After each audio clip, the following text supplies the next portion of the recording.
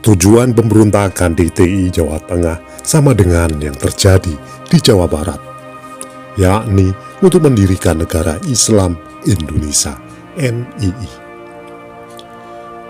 DITI dibentuk oleh Kartosoewirjo pada Maret 1948 di Jawa Barat. Pemberontakan ini juga terjadi di berbagai daerah di Indonesia, salah satunya di Jawa Tengah.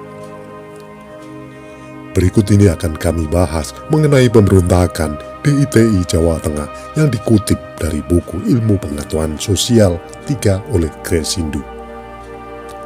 Sebelum melanjutkan nonton video ini, bagi yang suka dengan video-video kami, tolong bantu subscribe, like, komen, dan share. Bagi yang tidak suka, abaikan saja. Kami di sini tidak ada niat untuk menyudutkan orang-orang yang terlibat. Kami di sini tidak mengurangi atau menambah isi sumber untuk menjaga otentisitas sumber. Latar belakang pemberontakan DITI di Jawa Tengah.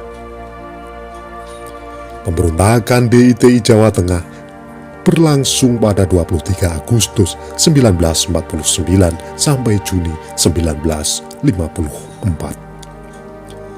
Peristiwa ini dilatar belakangi adanya perubahan situasi politik di Jawa Tengah akibat penandatanganan perjanjian Renville. Pasalnya, ada beberapa kubu yang menolak adanya perjanjian Renville tersebut, sehingga memunculkan berbagai aksi pemberontakan di wilayah Jawa Tengah, terutama Tegal, Brebes. Salah satunya pemberontakan DITI di Jawa Tengah. Tujuan pemberontakan DITI Jawa Tengah. Seperti di Jawa Barat, tujuan pemberontakan DITI Jawa Tengah adalah untuk mendirikan Negara Islam Indonesia (NII). Selain itu, pemberontakan ini juga terjadi sebagai bentuk rasa tidak puas dengan penandatanganan perjanjian Renville yang dianggap memberi dampak buruk terhadap daerah Jawa Tengah. Tokoh pemberontakan DITI Jawa Tengah. Pemberontakan DITI digawangi oleh beberapa tokoh atau lembaga yang kemudian meluas di wilayah Jawa Tengah, antara lain sebagai berikut.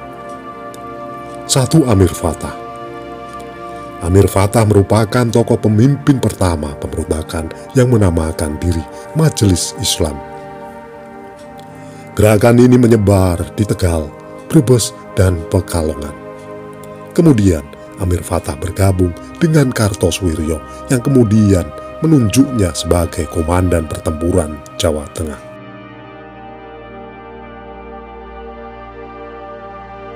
2. Muhammad Mahfud Abdul Rahman.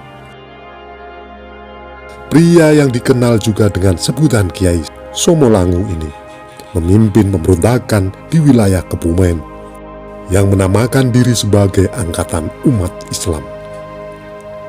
Pemberontakan ini bisa ditumpas dalam waktu 3 bulan.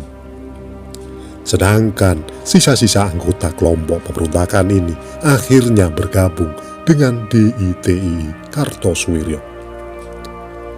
3 Batalion 426 berbasis di Kudus dan Magelang. Batalion 426 membantu pergerakan DITI Jawa Tengah.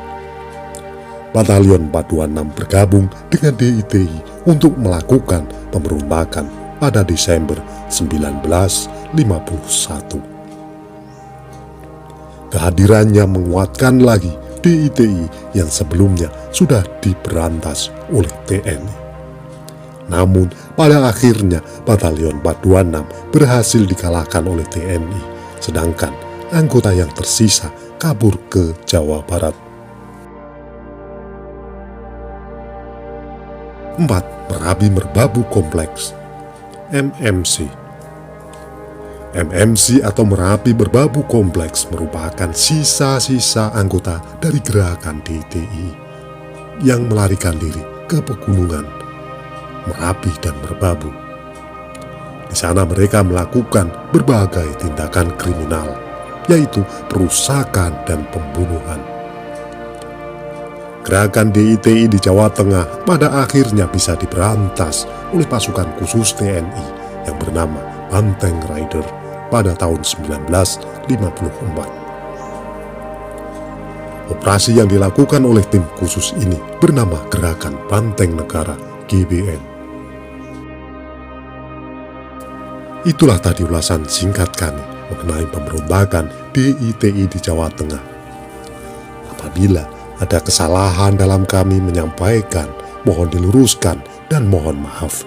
Terima kasih yang sudah menonton sampai selesai.